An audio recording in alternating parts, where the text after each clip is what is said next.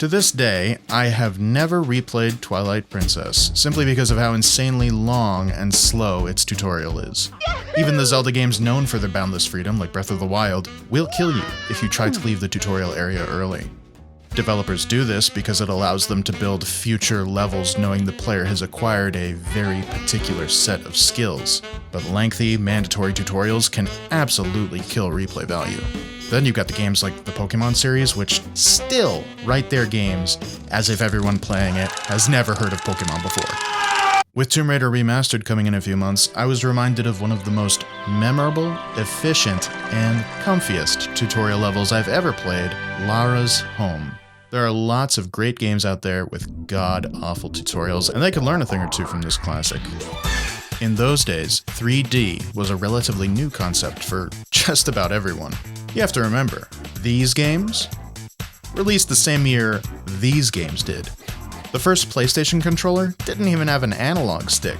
This was a major transition year, both for players and developers. Gamers of all ages, especially those who never had a good PC, were still getting their sea legs for 3D space, while developers were still trying to figure out what felt good. That's why this era of games had such a variety of movement from game to game, because there was no agreed upon standard yet. So having an area in your game where you could practice movement was super important. Mario 64 solves the problem of 3D sea legs by having the entire castle be a safe space. You can't die unless you're going out of your way to do so. Then you select any one of the 15 courses from that safe space by jumping into paintings. Well, Tomb Raider wasn't designed to have a level select. It's a linear, plot-driven adventure where you go from location to location, Indiana Jones style. There are no places to relax. So how can you build a safe space to practice movement in a wayfaring adventure like this? Developers settled on the simplest approach. Just go home. Lara's Home is tucked away in the main menu, accessible anytime, and once you're in it, you can skip ahead to any section you want, or quit out anytime. Being completely optional, but always available, is really the best of both worlds compared to some of the previous examples I mentioned. Veterans can start a new game and completely skip Lara's house, but people new to Tomb Raider, or 3D games, had a playground they could visit anytime to practice walking around in a 3D space. Or just to take a breather. Because people may not know this, but Tomb Raider is actually a pretty stressful game. In literally the first 5 minutes of the game, your guide gets killed, you're trapped in a mountain, you're cut off from any other humans, you've been struck with poison darts, and you've got bats, coyotes, and bears trying to eviscerate you.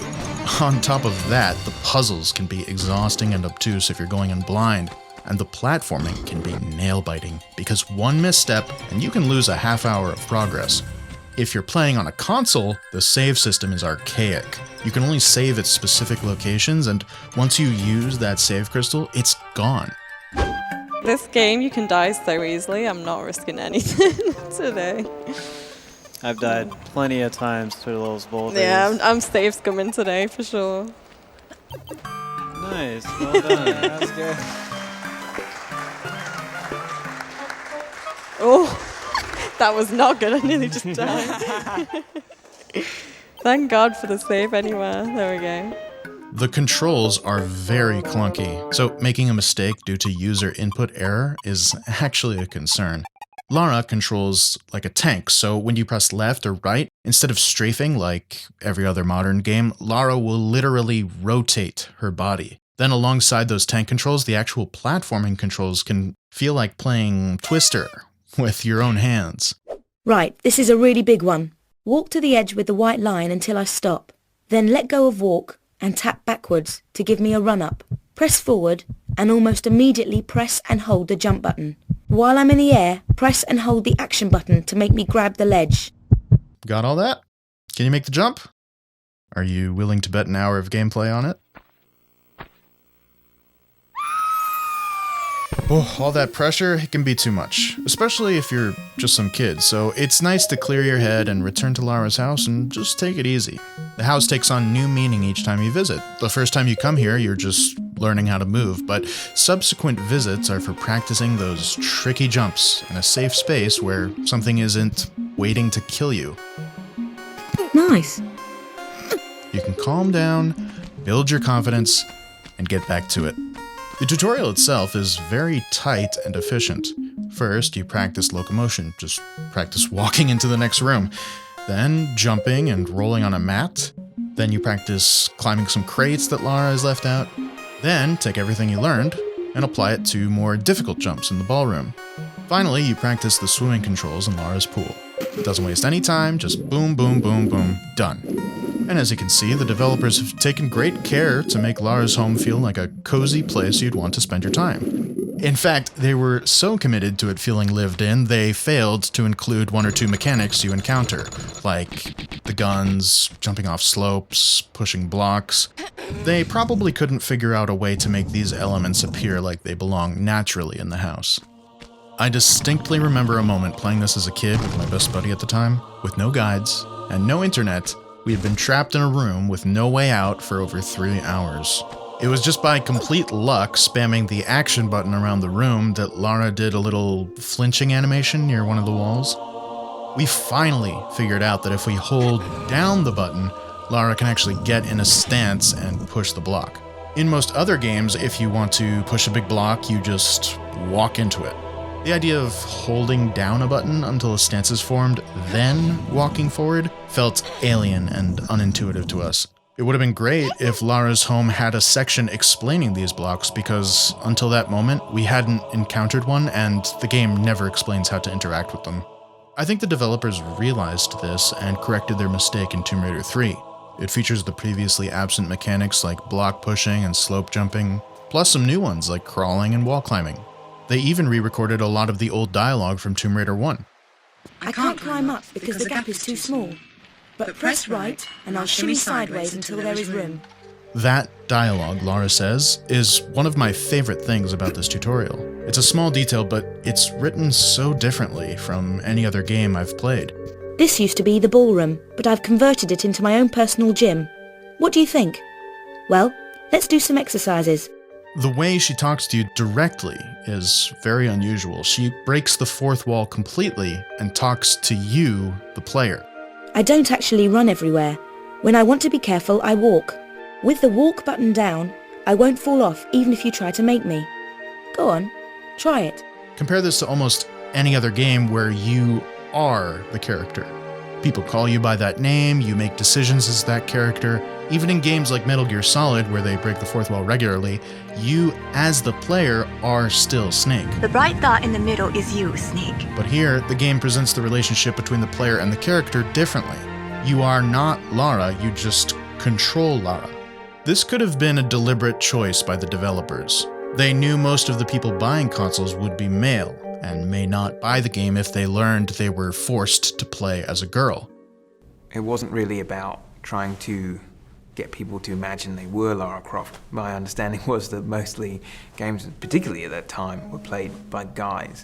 There's a sense of protection that you begin to get when you're controlling this character that you see as separate from yourself, somewhat like being a puppeteer playing a third-person game.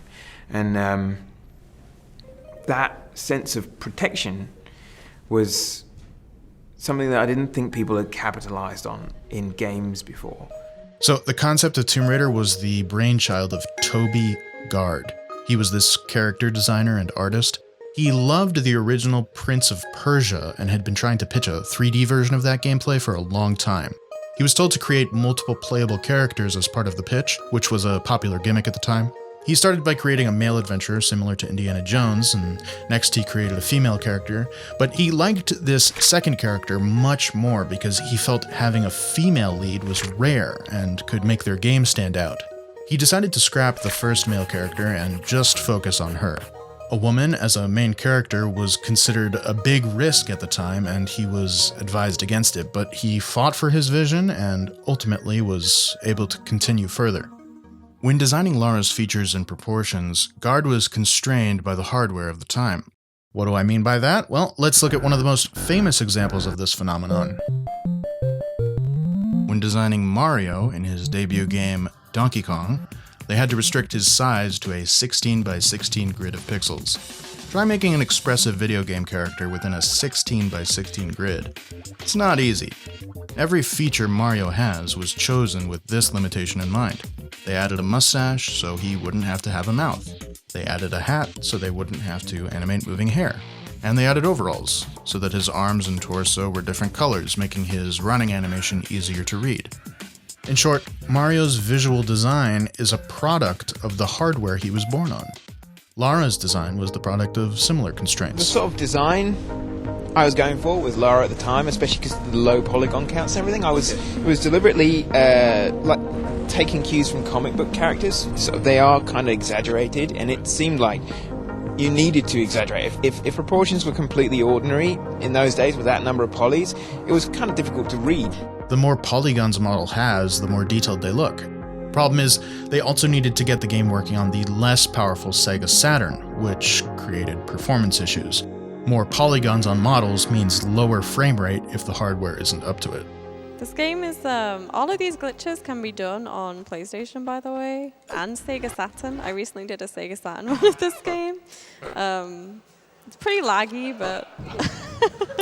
Yeah, it may take a really long time to beat, but you can do the glitches, yeah. Yeah. I did skip a few of them just because you don't want to die when you've spent an hour on a Sega Saturn, when you don't want to die an hour in.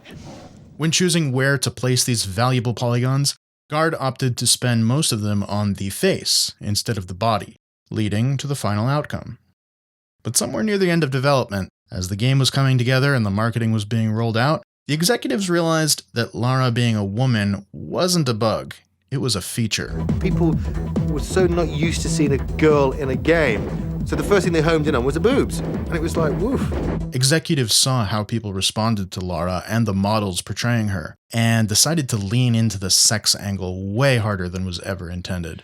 I mean, she's sexy, but I wanted to make her, I thought she was, really sexy and confident, and I wanted to really portray that, but they wanted to keep her very, very monosyllabic, very, very, very safe, I felt. So every time I'd go for it, they'd say, pull it back. Oh, so I had to keep going back. For the record, I have no problem with Lara having sex appeal. And frankly, developers these days swing the pendulum too far the other way in terms of modesty. But what happened to Lara was not cool. She's meant to be a kind of femme fatale, where you think she's got an OnlyFans, but, while you're looking up her account, she swipes your phone, knocks you out, talks trash to your mangled body in 3 different languages, Parce que je suis qui je suis. grabs the MacGuffin before you can, and solves the New York Times crossword in under 10 minutes on a Sunday. It's about subverting expectations without leaning too hard into one extreme. So if you market her as a pinup model who spends all her free time advertising cars instead of reading history books, her personality gets lost in the process. Toby Gard and the other original members of the team never intended for her to be this sexualized, but after all the booth babes, the sexy game ads, and the guest spots in other commercials, it was far too late for that. The character was essentially hijacked by the marketing team in the 11th hour. Mom know about this? Who? I don't think that the character, right, would ever get into Maxim-style poses, you see. I don't think that she's the sort of character who would overtly use sexuality, right, to get her way. I think that she's above that. She doesn't care. She's just get on with what she's supposed to do. He tried talking to the marketing folks about it and asked them to tone down all the sexual stuff, and they told him to go away. So that's exactly what he did. He had completely lost creative control over the game once it became a hit, so he left the company. He hated the direction they were going with Lara, and also, he just didn't want to make the same game again and again, which was exactly the plan the executives had for him. If he stayed, he would have been scheduled to churn out one new Tomb Raider game per year. As an employee, Guard was receiving residuals for his work on the game, which is extremely rare in the gaming industry. But by leaving the company, he gave up those residuals and walked away from a truckload of money. He could have been set up for life, but it would have cost him his integrity. I don't feel sad about the money because, I don't know, it's not really about the money. It's not for me anyway. I just wanted to make a game that people would enjoy. I know that sounds really soppy, but it's true. I have to remain detached because I know I have no control over what happens. because the character just doesn't belong to me anymore. I give him a lot of respect. It can be hard to leave a comfortable job and a good situation to pursue what you really want to do, and he did it. I think the remaining team also tried to fight back against this sexualization to some degree. At the end of Lara's home, there's a cheeky line she says to close out the tutorial. Right, now I'd better take off these wet clothes. And cut. Well, this one line became a bit of a playground rumor. Something along the lines of, my uncle, who works at PlayStation, said that if you finish the tutorial fast enough, Lara actually takes off her clothes. The developers responded to this by putting out a nude cheat code for the sequel. Here's what happens if you get curious and put in the code. So, at least a few developers felt the same way Guard did, but ultimately, this sex stuff isn't Lara's legacy. They said that she needed to be female Indiana Jones, a kick-ass character that took no shit from anyone, and which I was like, woo, I'm loving this. Because back then, obviously, there was no female computer characters for a start, and it was quite a male-dominated world at that particular time. But I remember the Spice Girls being huge then as well. Yeah, so it was all about girl power. Which was brilliant. For sure. Yeah. A lot of people actually don't realize this, but the Spice Girls in the Spice World movie, you can actually see Tomb Raider being played in their tour bus. They have really? being played. And I just freaked out when I saw that. I thought that was so cool because that synergy, they both helped create that girl power movement. It was so great. Yeah.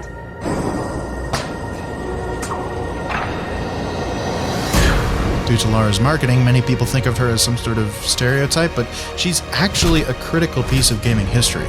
She paved the way for many of the female characters we see today by helping to normalize them. Nowadays, basically every game with a character creator is expected to have female and male options. So, what does all this have to do with Lara's home? Well, Lara's home is so special because it's a time capsule for the characterization Toby Gard intended way back in 1996. She has more dialogue in this 5-minute tutorial than she does in the entire rest of the game combined. It sounds silly, but even though she's just explaining how to move herself, we learn a lot about her. She seems very well spoken and intelligent, and she's essentially an Olympic gymnast. She's very confident in her abilities, but she's very patient with you, the player, who has no idea what they're doing. Okay, let's do some tumbling. It's a very nurturing personality, which makes it that much more hilarious juxtaposed with her personality around people who piss her off. You'll have to ask Ms. Natley. Thank you. I will. So, what can modern games learn from Lara's home? Well, I'd like to see more tutorials be optional, yet always available. And the more Easter eggs and little lore nuggets developers hide in their tutorials, the better, whether that be character dialogue or environmental storytelling. Like in the original Splinter Cell, there's this combat course that you have to get through to see if you've got what it takes to become the Splinter Cell, except it's actually just a movement tutorial. But there's a secret lockpick set you can find, and you use that to get a door code, and then if you double back and put the code in another door, one of the members of your intel team, who is never more than a voice in your head, is suddenly standing there in the flesh, and you can strike up a conversation with them. Who are you? You must be Sam Fisher. I'm Anna Grimm's daughter. These kinds of moments stick with you and elevate what could be a boring section of the game. It's just nice when a tutorial provides value to people who already know the controls and just want to spend more time in that world. You can provide value to my world by liking and subscribing. I'm a small creator with a lot of video ideas like this one in the cooker, but only so much time I can dedicate to this channel. Your sub allows me to make more time for those video ideas. So, thanks for your support, thanks for watching till the end, and I'll see you in the next one. The main hall. Sorry about the crates. I'm having some things put into storage and the delivery people haven't been yet.